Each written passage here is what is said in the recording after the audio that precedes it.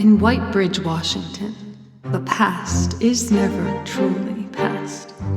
Shadows stretch over the streets, and whispers cling to the ivy-covered walls of Wildwood University. History lingers here, holding its breath, waiting for its secrets to be revealed. Some say the campus is quiet, but if you listen closely, you'll hear the secrets echo in the creaking floorboards of the old library, in the roar of the crowd at the big game, in the charged silence just before the curtain rises. Down every path, around every corner. Here, secrets are currency, and everyone has something they're fighting for. Legacy, freedom, revenge, liberation. These silent secrets may be hidden, for now, but the past has a way of clawing its way back. And once that seal is broken, nothing stays quiet forever. Welcome to Wildwood.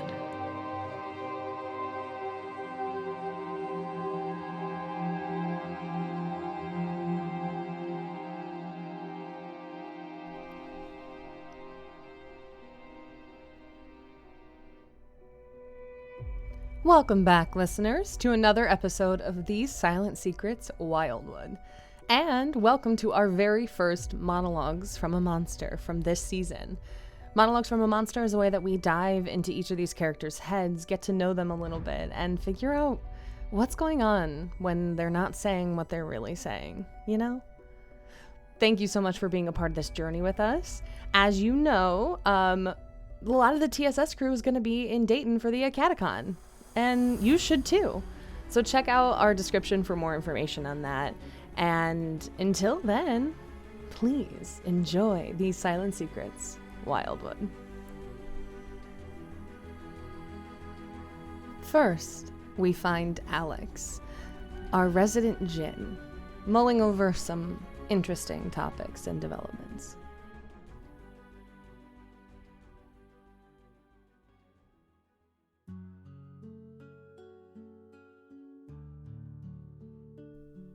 What do you want? Like, what do you truly want? Don't answer right away. Really think about it. Chew it over. I'm sure something has come to mind, and I'm sure you're convinced that it is really your heart's desire. But that's the thing. Hearts and brains are two very different things. Your heart doesn't think. Your heart doesn't problem solve. I followed my heart. The heart wants what the heart wants. The truth is, and trust me, I have a lot of experience with this, nobody knows what they truly want. There are things they want here and there and in the moment, but what happens when the moment passes? What happens when the thing you wanted and finally got goes away? I always ask people what they want, and by my nature, I always deliver. You want money? Let's get it. You want power? Something great responsibility, but hey, we can make it happen. You want to be attractive? It's time for your glow up. You want to be my friend? What? Why? Why do you care what I think or how I feel or what I want? I've done this a few times now, and nobody has ever asked that of me. And Edgar is the first person to, care. Sure, my time with Edgar started off with a request for something. That's how all of them do. But this time is different. This person is different. Maybe he's just actually nice, which is kind of impossible because at their core, people are mostly selfish assholes. But no, maybe he's actually nice, which is hard for me to believe given that everyone caves to their own selfish desires at some point. I'm conflicted. because he wished to get into this school, and I'm good at what I do, so wish granted. But he hasn't asked me for anything else. Not really at all. But if he's done with me, and he got what he wanted, why does he keep wearing the locket? Better question, why didn't I take it when I had the chance? I could have. It would have been the easiest thing in the world to pluck it from his chest and be on my way. So, why did it not even cross my mind? Why, in the moment that I could have gained my life back, was I so concerned with his? I don't know. Maybe I'm going soft. Maybe I'm just like all of you, and I don't actually know what the fuck I want. Wouldn't that be ironic? Something, the tragedy of doth plagueth the wise. Could save others, and so on and so forth. Is it them? Is it all of them being in my head that's making me feel this way? I know sometimes we feel what the others are feeling, but I don't know. I wish I could figure it out. See what I did there? Usually I have a pretty good grasp on the weird, but this is admittedly beyond me. Beyond all of us, it seems. Normally I work alone to just get the job done and move on. But this time I feel a real connection forming with these people. Again, I don't know if it's this weird psychic link we have, or maybe I'm just becoming more empathetic. I do know I want to help them. Which honestly makes no sense to me, but hey, like I said, people don't know what they really want. But, I mean, that's not always true. There are also those fringe cases where someone is the exception to the rule.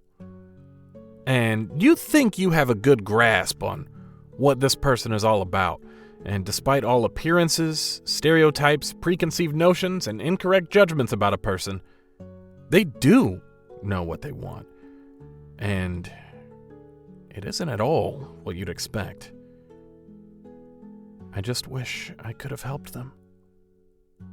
I keep hearing it over and over and over and over again. I always ask people what they want. And by my nature, I always deliver.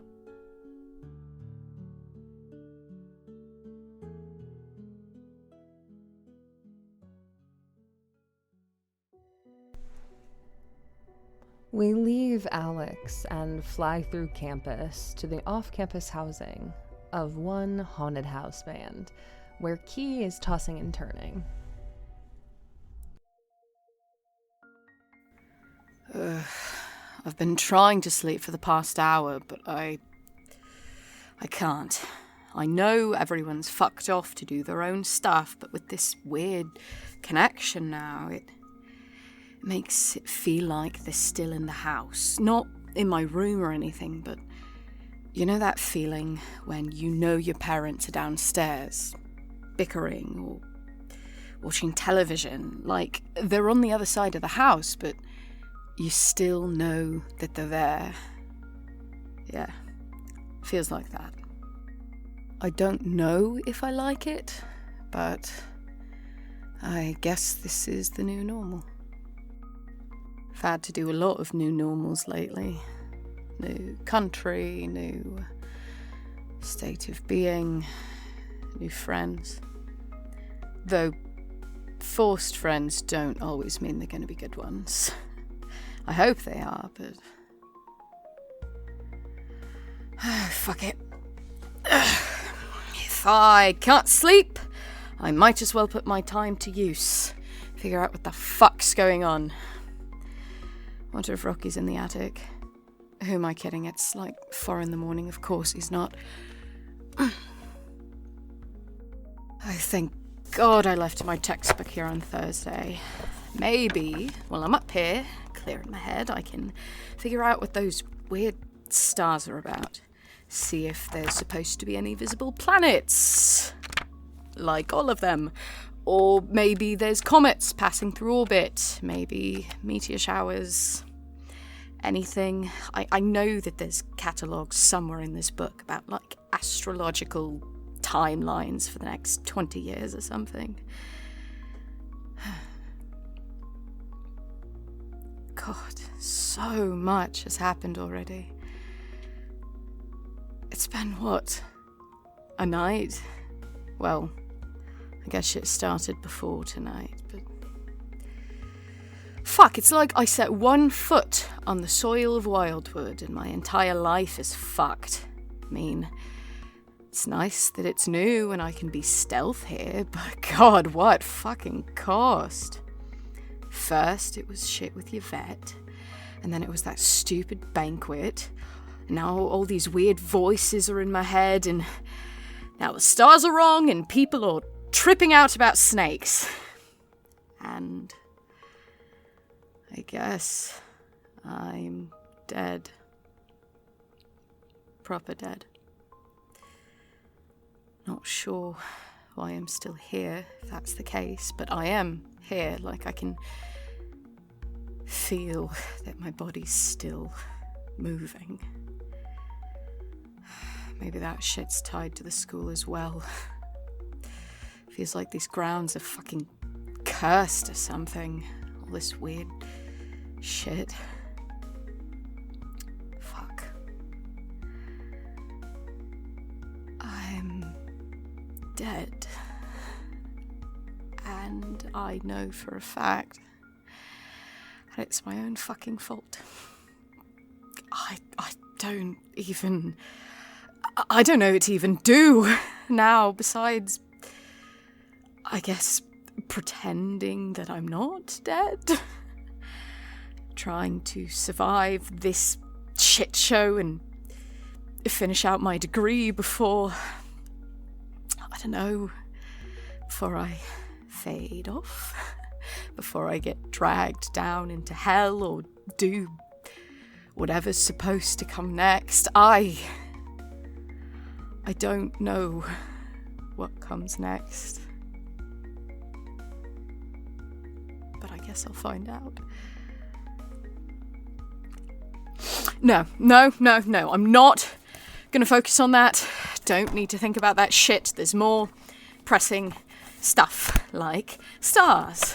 Stars. Freaky fucking stars that aren't meant to be there. Stars. When the stars fall, what waits beneath?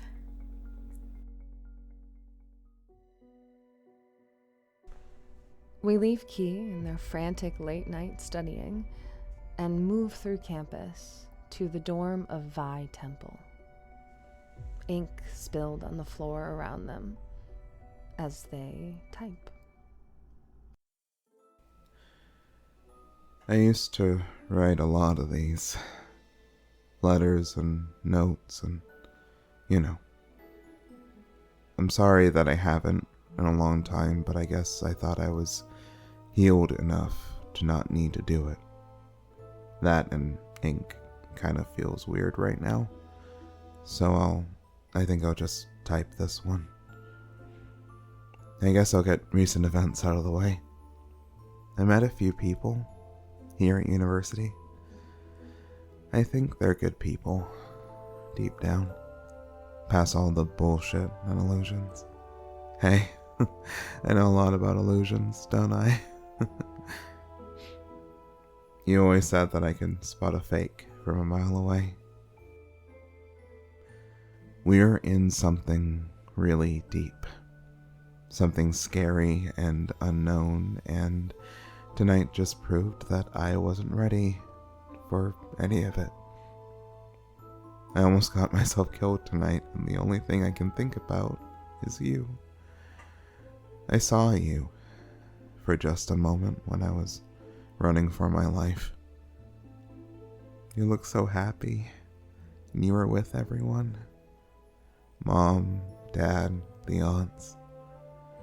We were happy. And it was because I wasn't me. In that happy life, I didn't have magic.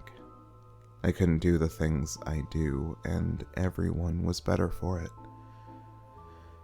And now I'm stuck here. I'm stuck in this life that I have with the power to lie like the best of them. I want to be honest. I really do, but something told me I wasn't strong enough. That whatever I had wasn't strong enough. Part of me wishes you could have seen it because it was straight out of a horror movie. Ink pouring out from my throat and everything. Real Jennifer's Body shit. We didn't get to see that one together. It was a few years after you. Anyway, I cleaned everything up and I'm alone in my room. I used to love this feeling, this isolation, but now I'd give everything to hear someone scurrying around or to feel the rumble of a cat under my fingertips. The weight and warmth in my lap as I watch Buffy for the 100th time. Oh, Lisa died shortly after you. I never told you because losing a pet is sad, but I guess everything in me is sad these days. I have dreams about my death. I'm up way too late and way too early to escape them. I look in the mirror and the only fake I can spot is me. I'm so sorry. I'm so sorry you have me as a nephew. You were a real light, you know? Shining through the dark and pulling everything up with you. Me? I'm not sure my goddess wants anything to do with me anymore. I don't feel her. I don't feel you. I don't feel anyone that knows me. Maybe that's why I was contacted by the thing that told me I wasn't strong enough. You, the others at school, you're all good people. Maybe it's time I face facts and finally admit it. Put it to paper and say it out loud. So it's real. More real than I feel right now. I'm not a good person. Good people don't find themselves in a collapsing library. Good people don't get a building knocked down with goddess knows who is in there. Good people can save people. And I can't. I love you, Uncle Roman. I miss you. For what it's worth, you're still one of the only things that made me happy.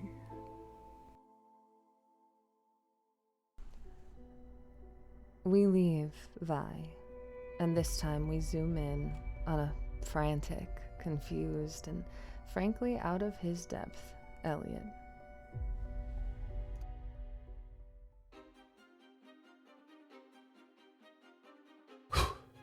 Okay. Weirdness in Wildwood by Elliot Sinclair.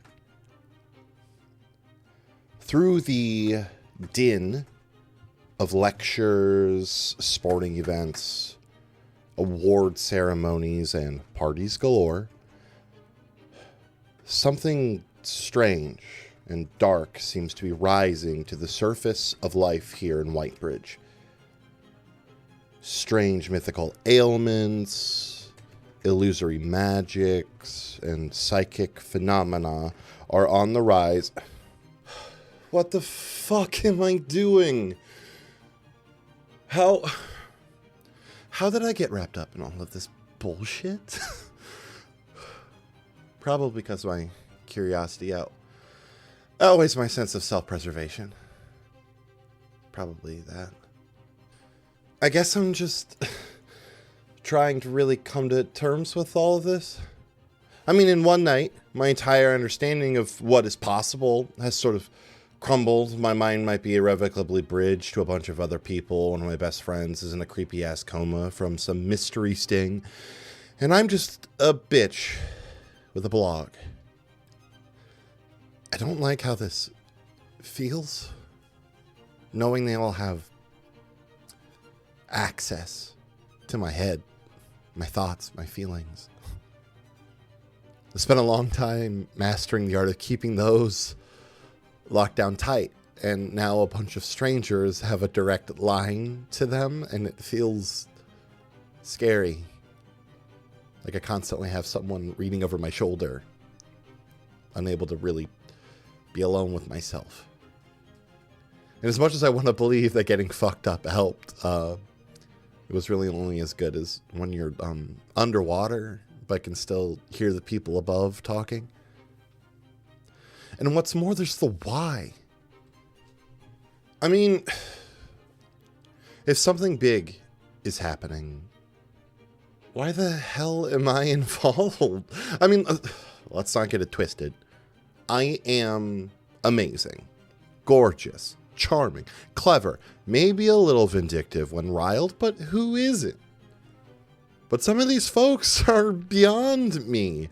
Alex has glowing golden eyes when he wants. Vi is a little witchling or something. Apparently Nova can full-on shapeshift, and although she didn't say anything when I brought it up, Hadley didn't deny that she has something funky going on. So that just brings a lot into question. As far as I know, Edgar doesn't have anything wild going on. And fucking Key is Key. So what, is half the group normal people and the rest something out of Teen Wolf? Or do we all have something and maybe not know? And what the fuck is up with those stings? I've been doing some reading, and there isn't a species of stinging anything that would, one, affect anyone the way those did tonight, and two, vary so wildly in effect. So maybe that's involved in what happened to us tonight. Some crazy, cursed scorpion or something. Might be a little on the nose given the school's mascot, but hey, it's a working theory. But if that's the case, I hope Josie can find something useful about the library. For Lark's sake, I don't know what I'd do if they can't shake this.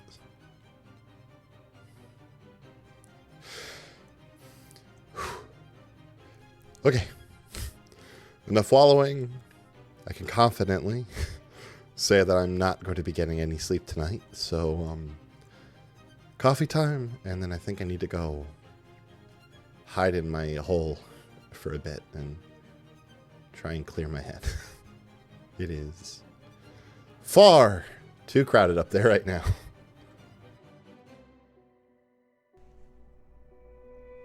We leave Elliot and travel through town and land on a woman with bright pink hair.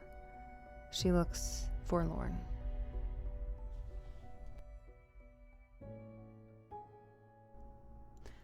So here's a fun fact.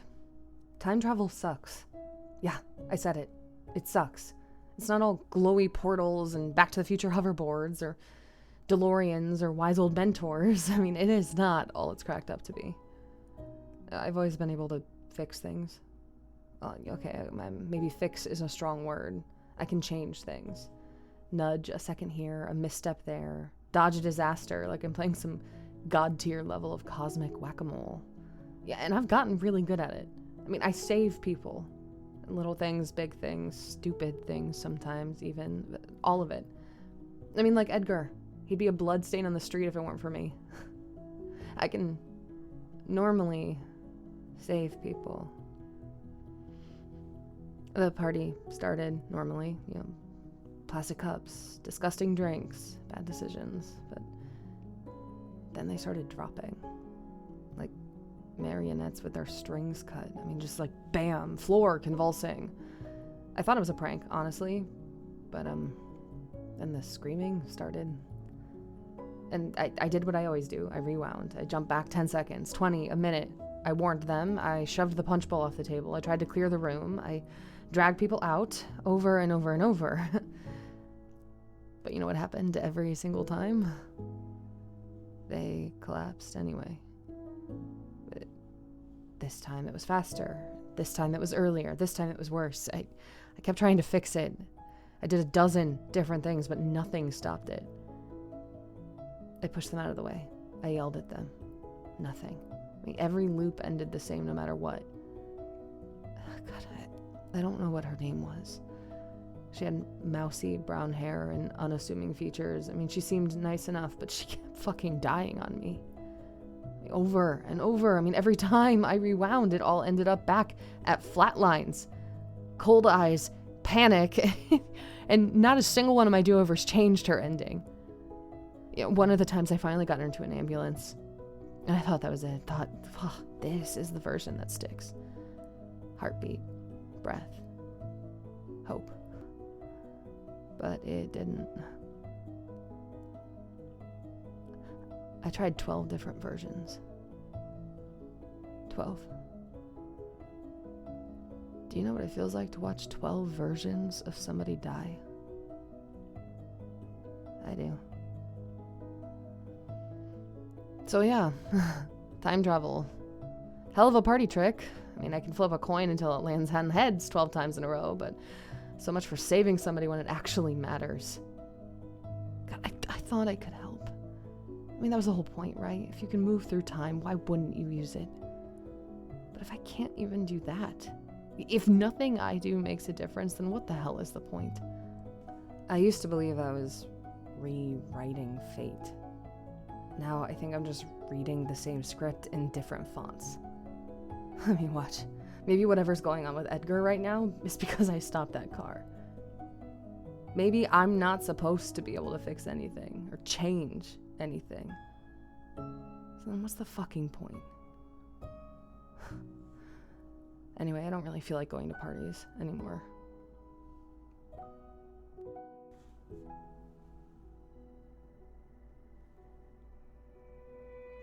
At last, our camera leaves Hadley, and we zoom in to find Edgar hunched over a table, his eyes molten silver, as he is drawing obsessively these blueprints over and over and over again, until the pencil falls from his hands, and his eyes slowly revert to normal.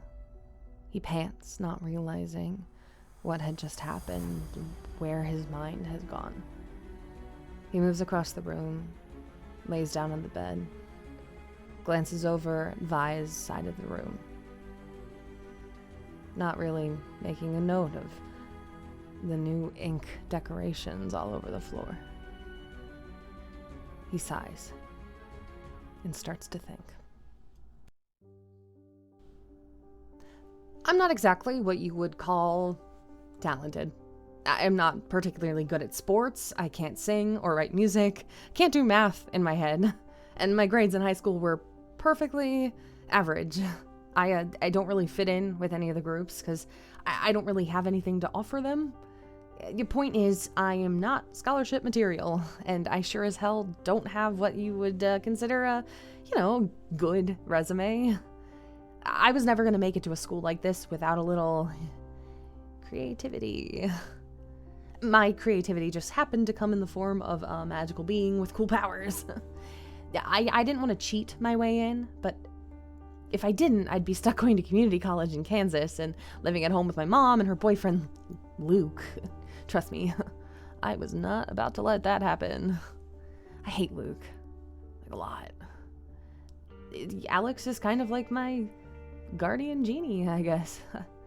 But honestly, they're kind of like my best friend. Maybe even my only friend. But I know that won't last very long. Not when I use up all the wishes, you know? I mean, like, logically, I know Alex is only here in Whitebridge because of me, and I know that the moment that they get their locket back, they're probably just gonna go all poof back to wherever genies go to pass the time. Selfishly, I hope I never use my wishes up, because, you know, then they'd stay, and then I'd have someone to talk to. But I don't want to do that to them, though.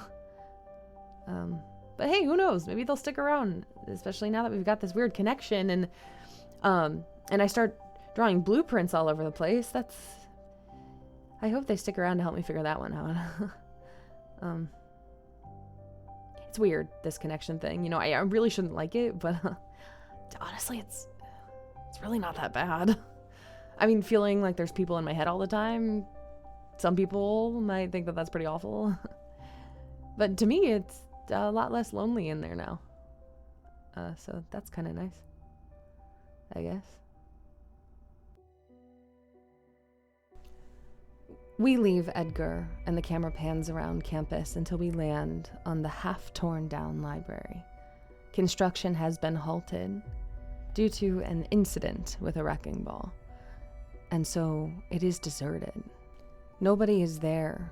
There's only rubble and destruction. But as the camera pans closer, we do see one figure in the shadows standing at the gates, surrounding the construction site.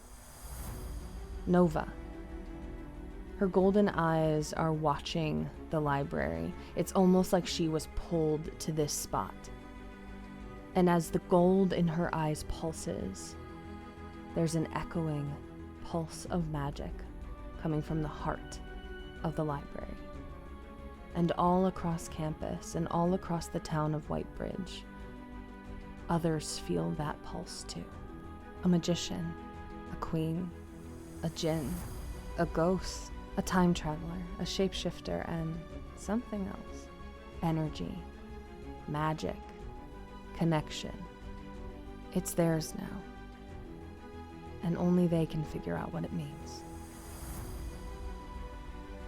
Thank you for joining us for this episode of These Silent Secrets, Monologues from a Monster. I hope you enjoyed, and we can't wait to see you back in 2 weeks with our regularly scheduled episode. Until then, may your secrets stay hidden, and may your monologues remain in your head.